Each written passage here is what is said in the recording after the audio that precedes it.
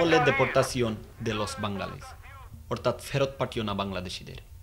মেলিয়া থেকে আটককৃত ৪৭ জন বাংলাদেশিকে মুক্তি দেওয়ার দাবিতে স্থানীয় ইউনিভার্সিটার চত্বরে অনুষ্ঠিত সভায় এমন স্লোগান ভেসে আসে সমবেত বাংলাদেশিদের কণ্ঠে। গত ২৩ সেপ্টেম্বর বৃহস্পতিবার অনুষ্ঠিত এ সভায় বক্তারা মানবিক দৃষ্টিকোণ থেকে বিবেচনা করে আটককৃত বাংলাদেশিদের মুক্তি দেওয়ার জন্য স্পেন সরকারের প্রতি অনুরোধ জানান। আমরা সকল রাজনৈতিক দলকে আমরা অনুরোধ জানাচ্ছি যাতে এদেরকে লিগ্যালভাবে ছেড়ে দেওয়া হয়। সভা শেষে মিছিল সহকারে ইউনিভার্সিটার চত্বর প্রদক্ষিণ করা হয়। এদিকে মানববন্ধন সহ স্পেনের মূলধারার রাজনৈতিক দলের সাথে আলোচনার উদ্যোগ নিয়েছে স্পেনের একমাত্র বাংলাদেশি মানবাধিকার সংস্থা অ্যাসোসিয়েশন হিউম্যানিটিয়া দে বাংলাদেশ।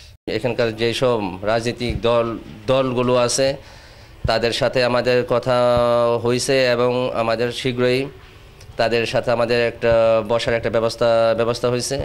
আটককৃত বাংলাদেশিদের ব্যাপার নিয়ে স্পেনস্থ বাংলাদেশ দূতাবাসের সাথে ফোনে যোগাযোগ করা হলে দূতাবাস কাউন্সিলর চিরঞ্জীব সরকার তাদের সর্বাত্মক প্রচেষ্টার কথা জানান।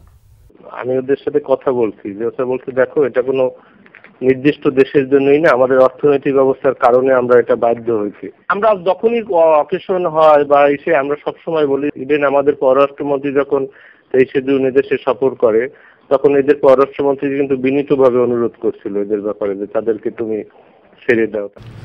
বহু চড়াই উতরাই পাড়ি দিয়ে জীবন বাজি রেখে স্পেনের মূল ভূখণ্ডে প্রবেশ করার পর 5 বছর পার হয়ে গেলেও গত 20 আগস্ট 48 জন বাংলাদেশিকে দেশে পাঠানো হয়েছিল।